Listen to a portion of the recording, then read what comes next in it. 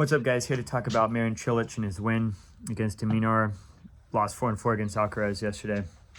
And you know what you see from the past players of, I guess, the modern game, I'm almost calling it traditional now, shows you how old I'm getting, that is very efficient compared to today. All right, so today it's more rip the ball intensity, and you get that from, you hear it all the time, Spanish tennis, intensity. It's nice.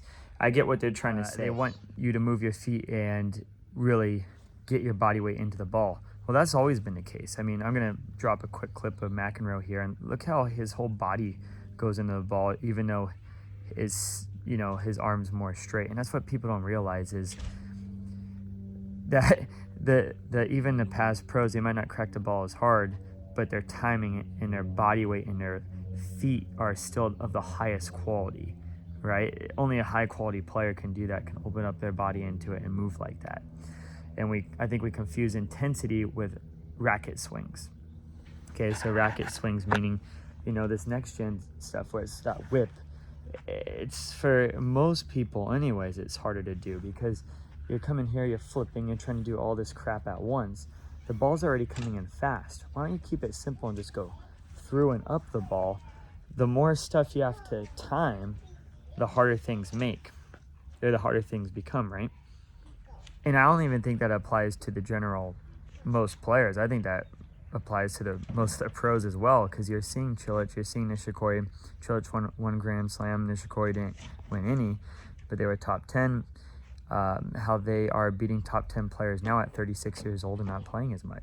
And if you just look at it, it's efficient tennis. So you don't see all this extra movement. It's very,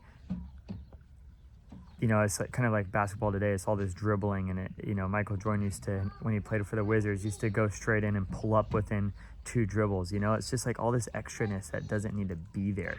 And where I think that next gen swing works really well is for generational talents, like a Sinner or like an Alcaraz, But to be honest, I think any of the number ones in the world in the past, your Sampras, your Edberg, your McEnroe, whoever, it doesn't matter, Becker, I think all of them could have done this swing as well, because they are the top of the top, and that's what people understand.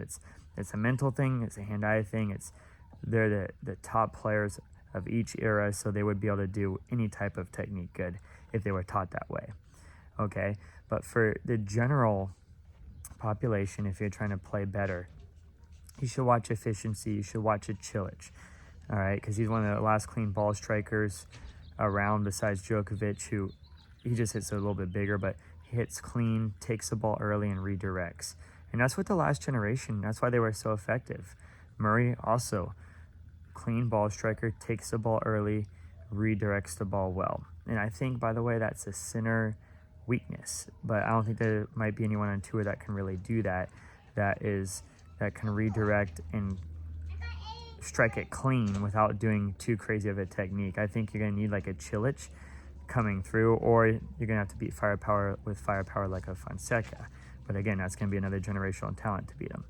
So if you're teaching, I would say to teach most players just that, call it the modern swing now. I'm almost calling it traditional, where you're just going through the ball. Then if you have a really good talent, like you get 1 out of 100 kids that becomes 11, 12, 13 UTR, right? It's not the coach, by the way. It's a little bit of the coach. I'm going to take my ego out of it. It's more of the player, okay?